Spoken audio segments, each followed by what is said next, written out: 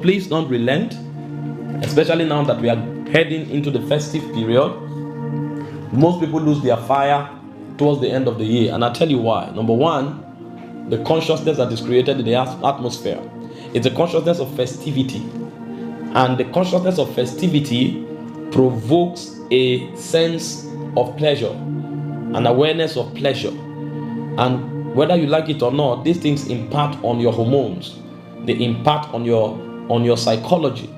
You know, especially those of you who are in Europe and the UK and America, you discover that some cities are already being lit up, and it's just celebration night till morning. If you are not careful, it will impact on your consciousness, it will impact on your psychology, and it will water down, a lot, of your vibrancy in the spirit.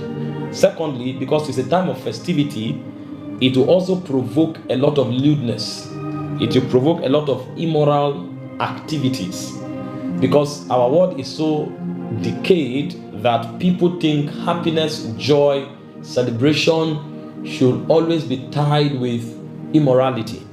And so you are going to be interacting with a lot of energy, immoral energy, because of the festivity that is in the air. People will be traveling for holidays, people will be going to beaches and all kinds of things. Some people would just want to do what they've not done before, so you will see all kinds of things.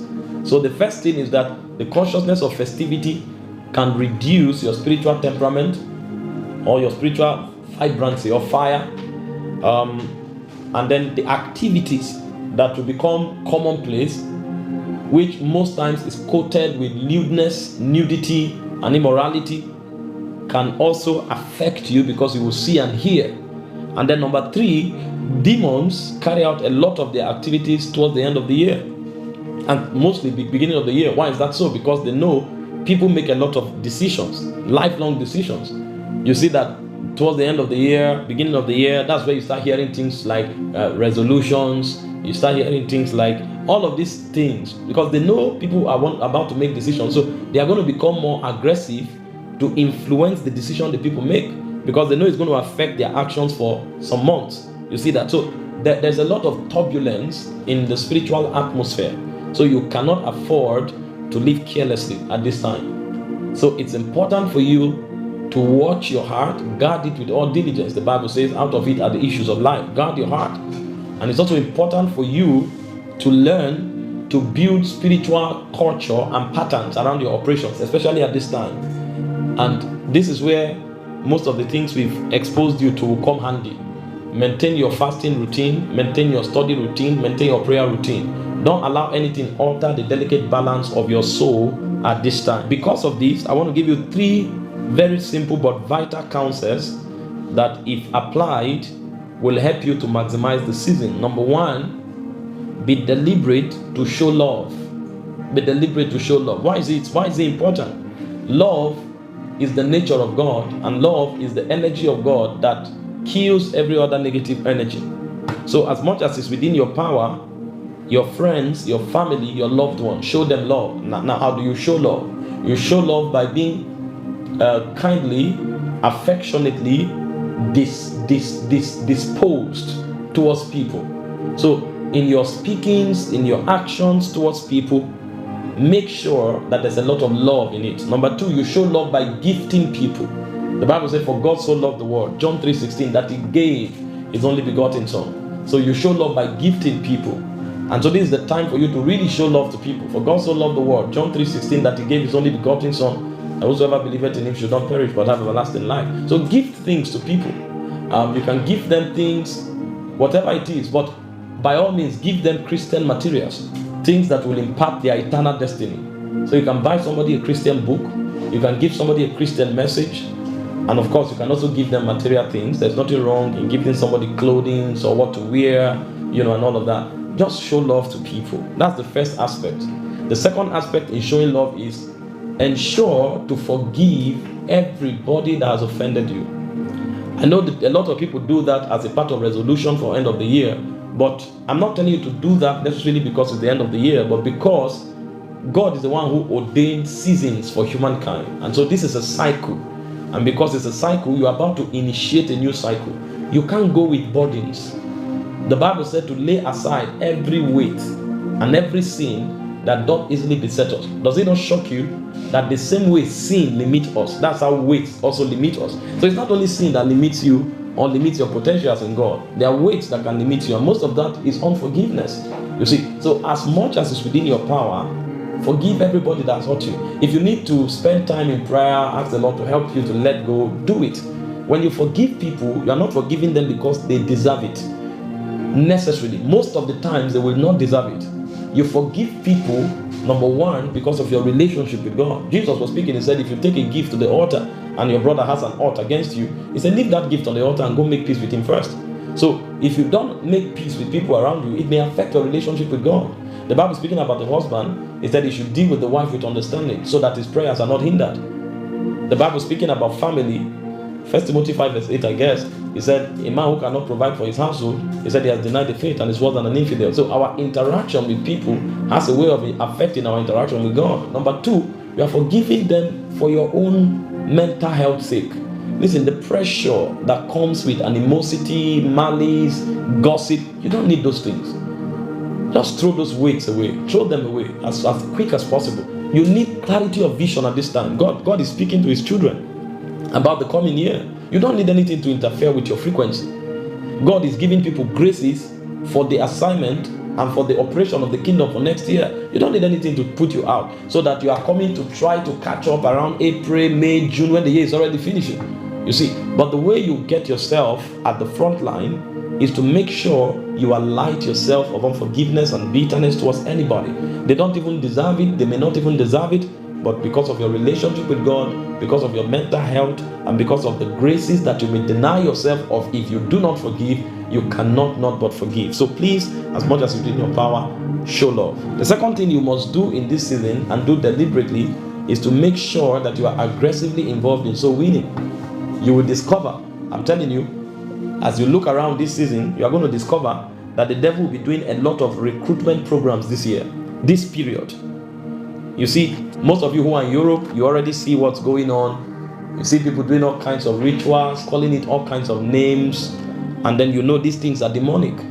You see people invite people for all kinds of parties, all kinds of programs, all kinds of excursions, all kinds of camp meetings, all kinds of holidays. And you know all of these programs are recruitment programs because they know at this time the hearts of men and the souls of men are porous. So you also must be deliberate. Don't just while away time. Make sure you are actively involved in soul winning engagements now. And of course, I've taught you before, there are three ways of engaging in soul winning. The first way to engage in soul winning is to go out and talk to someone, especially for those of you who are not in nations where interacting with people is limited or restricted by legal forces.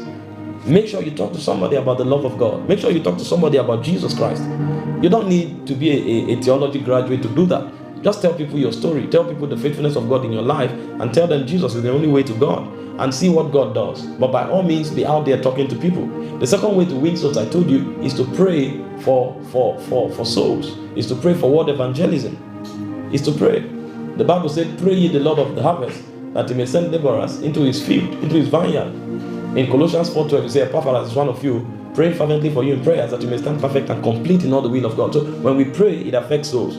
So just in case, especially those of you who are in nations where you cannot go out to win souls, make sure you devote time to pray for souls. Pray. There are many naive people. There are many gullible people. There are many weak people. And listen, for some of these people, the devil has already marked them to be killed this period. So you hear that some people are shot. They were just walking in an alley, or they were part of a meeting. They went for a clubbing, and they were just shot. Because a lot of sacrifices go down at this time. So pray for the souls of men. Pray for the safety and preservation of the children of God. Don't just relax. Be part of the army that God is using. See, when we talk about God's army, it's not to go and start a movement necessarily or to join a church. When we talk about God's army, they are the people God can rely on when he wants to do something in a city, in a territory, in a nation, or in a generation. So there may be no physical movement, as it were, but God has a very strong army. That's how kingdom works. You see, so many people assume when you're talking about God's army, oh, maybe a revival campaign begins, or a church is doing a program. Oh no, it's deeper than that. Being part of God's army is that God can rely on you, especially in strategic seasons, to advance his kingdom, both at individual level and at corporate level. And one of the ways you get yourself vitally fused into God's army is to spend time praying for souls. Spend time Most of the hour of prayer at these times, pray for souls. Pray for the souls in your neighborhood. Pray for the souls in your family.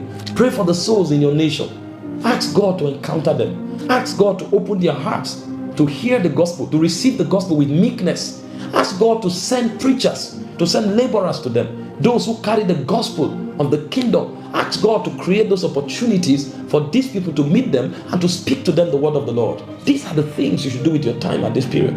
Be actively involved in soul winning campaign through prayers. The third way you get involved in soul winning campaign is by giving towards it. Listen, we must become very strategic in the kingdom. Again, most of you who are either highly placed in society or who are involved in a lot of things and know how things work, you know what I'm talking about. There are many people around the world at this time who will give money to sponsor camp meetings where youth are going to be disflowered, to lose their virginity. Many people give money to sponsor it. Many people give money for programs on the beach and all of that. Many people give money, and I'm talking about millions of dollars. Most of the activities you see happening around the world is not free. People pay for it. People who know the agenda of the spirits that they represent, they pay for it. There are many programs that will result in initiation, that will result in perversion, that will result in immorality, rituals that will be sponsored by many people. In the same vein, look out somewhere where people, genuine people that God leads you to, that you believe in, are running such programs. Give towards it. And if you are in a territory where nobody is running any program, listen to me, be bold, organize something. Organize something. You can call people to come do a sit out in the garden and tell your friends who believe in it to give. Put the money together, organize it. Even if nobody is preaching, just get some sound system, play gospel music. And as they sit down, give them fruits, give them a drink. And it's just an evening night out. And they are just there listening to the gospel, listening to music. And when they are done, you just tell them, I just want you to know that Jesus loves you. You'll be amazed the impact it will have on someone. So if you're in a place where nothing like that is happening, organize something. Get young people together, 5 hours, 3 hours, pray, share the word of God. Go to a beach somewhere where people are doing what they're doing. Of course, for strong believers, put a tent there, blast worship songs, get people to do something that can get people to the Lord. Be active. Don't be inactive at this time. There are many agents that will be out there working for the interest of their master and the spirits that they give allegiance to. You cannot afford to be docile.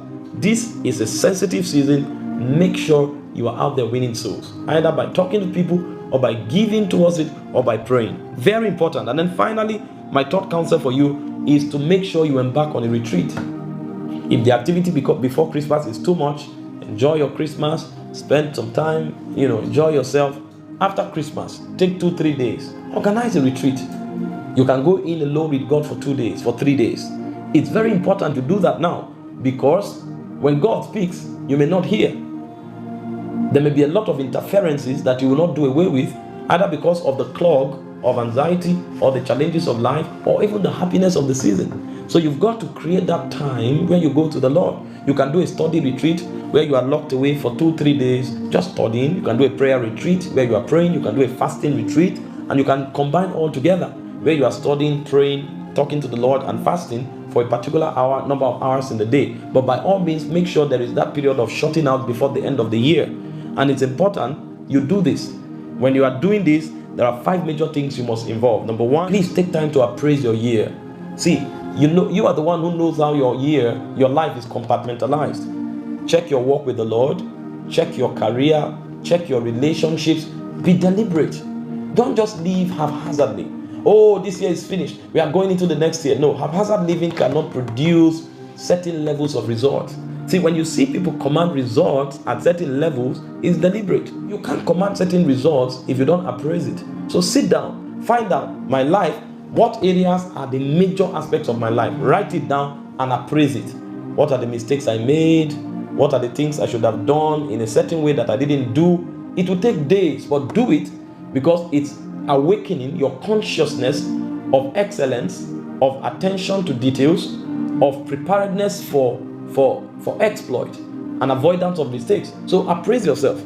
Now, when you are done appraising yourself for the good things that you have achieved, give God thanks for them. Be deliberate. Most of us are not ingrates consciously. Most of us are ingrates unconsciously. If our attentions were drawn to it, we would be grateful. But the problem is that we don't remember. Our attention is never drawn to it. And because our attention is not drawn to it, we are never consciously and deliberately thankful. So you've got to sit down, find out, check all the exploits you've made this year, the progress you've recorded, and thank God for it. Thank God for it. Thank Him for it. You're acknowledging that He is the one who did it. And as you do that, there'll be more grace released to you. Number 3, stay with God until you download strategies for next year. You will see something. You will hear something. You will receive an inspiration. Those who get ahead in life, this is how they do it. You don't get ahead in life casually. Listen, ministers of God may receive a word for their congregation. And trust me, that word can bless you if you are part of that congregation. But you need to understand that that word is for millions of people. It's the degree to which you tap into it that you'll be blessed by it. You've got to receive your own word from the Lord. You've got to receive your own direction from the Lord, so that your own word fuses into the overall word that God has given to the people. That's why you must stay with God. Listen, if you stay with God, He will show you. God was the one that invited us. In Jeremiah 33 verse 3, He said, ask of me, I will answer.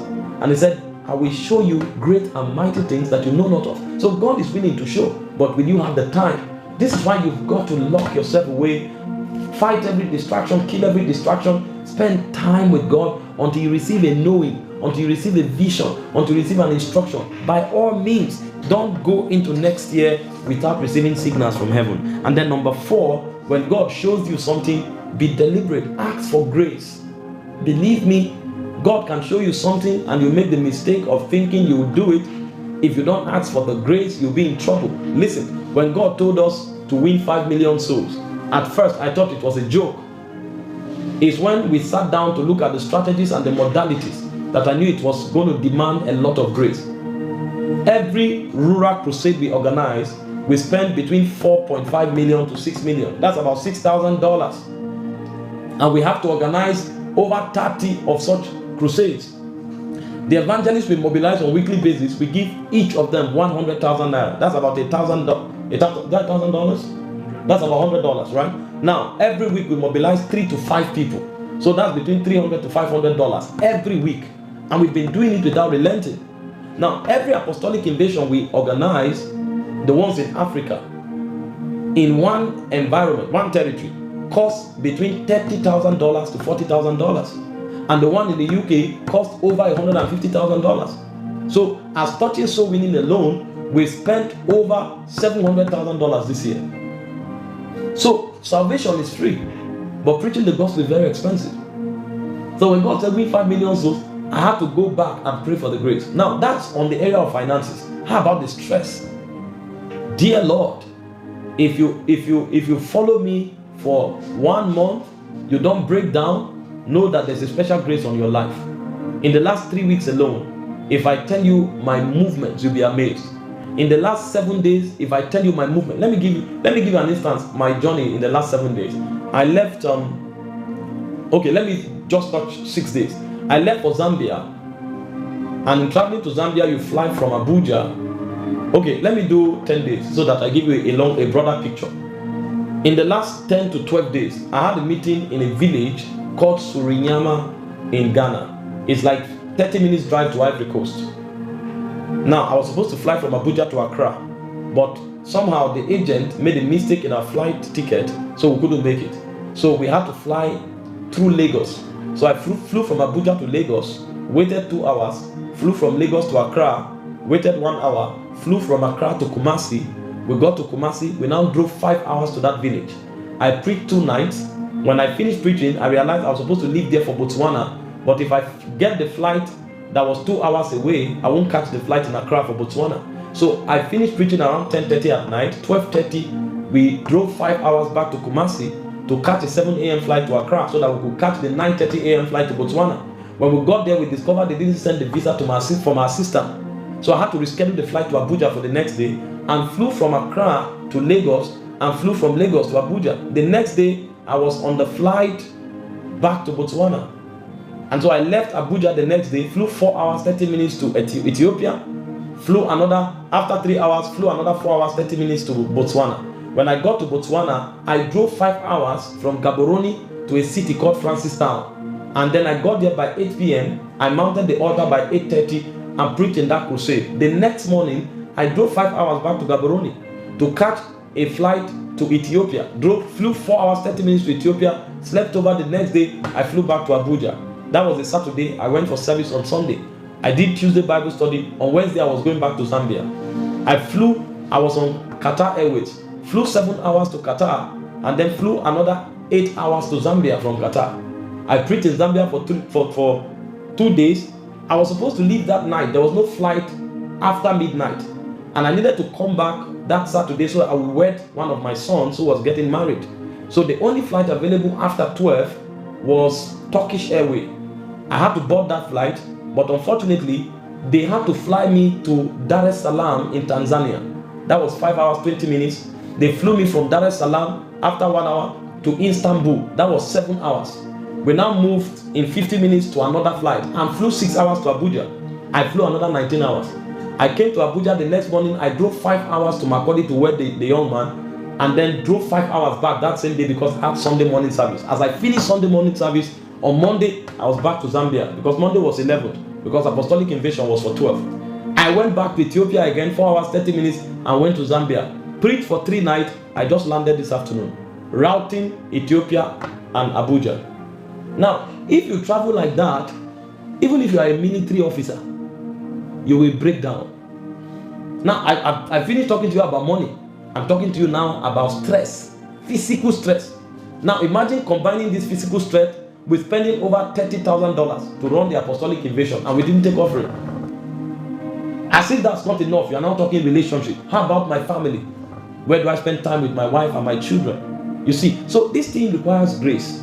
So when God shows you what He will do with you next year, don't run away from His presence. You need to still spend time and pray for the grace. The grace to bet those things, because you may see it and never become it. And this is the problem with many people. They hear God clearly, they see the vision clearly, but there's a distraction that won't allow them to fulfill that vision. And they didn't pray for grace to conquer that distraction. There was a disfavor that won't let them receive the resources required for that. And they won't pray for grace. So when God shows you, number 4, make sure you ask for grace. And then when you have asked for grace, number 5, also ask for mind or mental transformation. Because sometimes you may have seen the picture, you may have received the grace, but your mind is locked into your past. And what God wants to do in the future, you don't have the mind capacity to bear it. So you have to ask the Lord, enlarge my vision, enlarge my mind. You may have become a master as a relationship expert, talking to people from church to church. God is now telling you, I want you to address presidents. You need mind transformation to be able to accommodate what God is saying. You see why you need a retreat? It's too important. These things are not things you can get just juggling through the activities of the day. So you need a retreat. It will help you appraise the year you are rounding up. It will give you opportunity to give thanks for the things God has done for you in this year that you are rounding up. It will also help you download strategies for the year you are stepping into. And it will also allow you the opportunity to pray for the grace to fulfill those strategies. And then finally, it will help you to build the mind or mental transformation required in order to make the most. As much as is within your powers, do these things I'm telling you. At least take out 3 days. Stay with the Lord. If you don't have 3 days, take out 2 days. See, there are certain things that you don't need to be prophetic to know. Eschatological studies will show you. Listen, war will continue. Famine will increase. Corruption amongst leaders will increase. Immorality will increase. Wickedness will increase. As we approach the end of the year, the wickedness of men and the evil on the earth will keep increasing. But darkness is not our problem, because our light shines in the darkness. The problem is that if darkness is increasing and our light is not shining bright, then we'll be in trouble. And so when we say there will be evil, there will be wickedness, there will be famine, there will be persecution, there will be war, it's not to threaten anybody. These are normal operations of darkness, but it's to help you build the consciousness of light, because your insurance and your victory is tied to your illumination. The Bible said in John chapter 1, from verse 1 to verse 3, He said, in the beginning was the Word was with God, and the Word was God. He said, the same was in the beginning with God. All things were made by Him. Without Him was not anything made that was made. In Him was life. The life was the light of men. And He said in verse 4, the light shines in the darkness, and the darkness comprehended it not. So the devil cannot comprehend our operation. But the question is, are we shining? Jesus speaking, He said, let your light so shine. That means you may have light, but you may not let it shine. So God has given you light. It's your duty to let it shine. He said, let your light so shine among men. So you have got to let your light shine. And these are some of the things you will do in order to let your light shine. And it's as your light shines that you eat the good of the land. It's as your light shines that you enjoy safety and invincibility. It's as your light shines that you prosper and make impact. So by all means, you have to let your light shine, so that the year coming, while men are cast down, you will say there's a lifting up. Glory to Jesus. So these are my counsels to you.